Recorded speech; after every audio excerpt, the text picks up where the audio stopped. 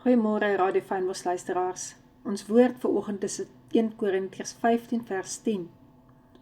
Maar deur die genade van God is ek wat ek is, en sy genade aan my was nie te vergeefs nie, maar ek het oorvloediger gearbei as hulle almal, nogtans nie ek nie, maar die genade van God wat met my is.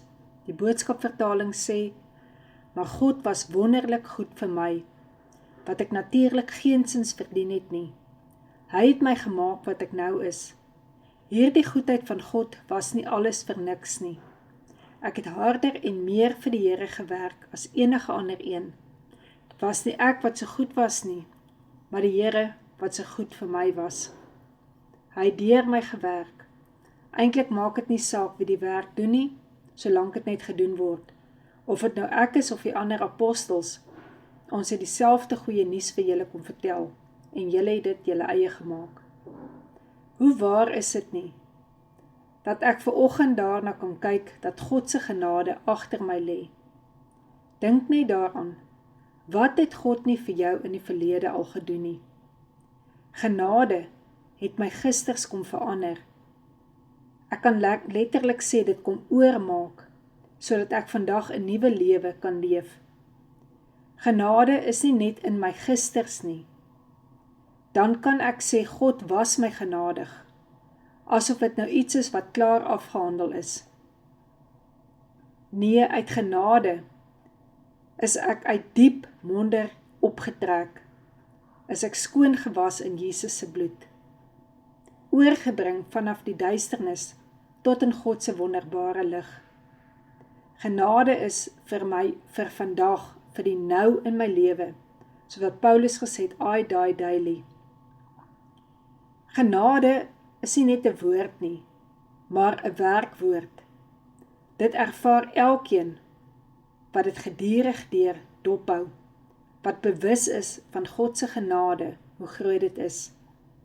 Besef jy dat jy net nou kan luister na die boodskap is God se genade? Dat jy op hierdie oomblik ingeskakel is, op hierdie oomblik besig is om te skrol, op hierdie oomblik deur jou ore dit te kan hoor en dit te kan lees. Dit is genade.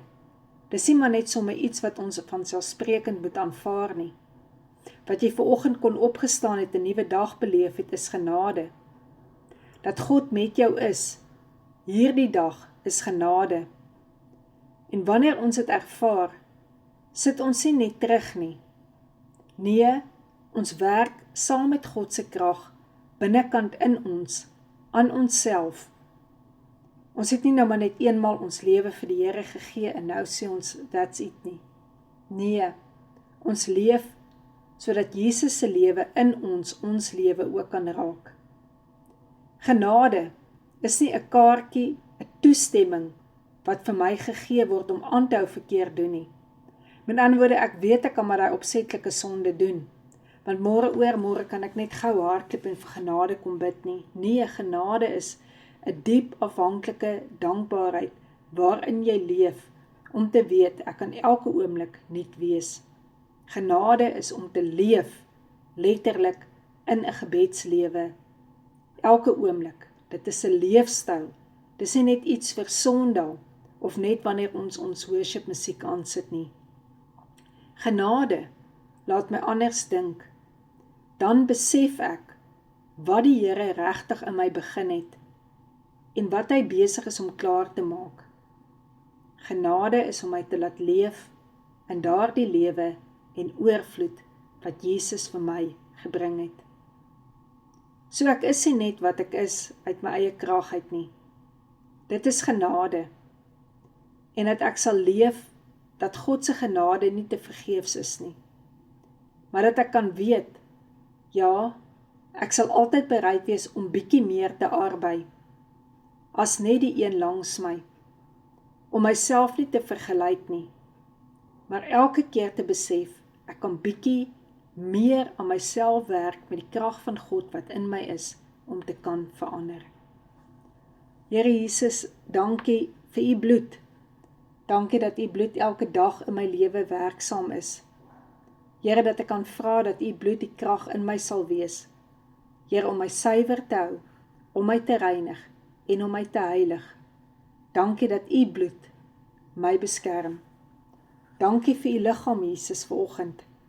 Here, dat ek dit kan gebruik, dat ek dit kan inneem, dat ek dit my eie kan maak, en dat ek u kan vertrou, Heilige Gees, om waar ek genade nodig het in die wonde van Jesus, u dit na elke plek toe sal neem. Amen.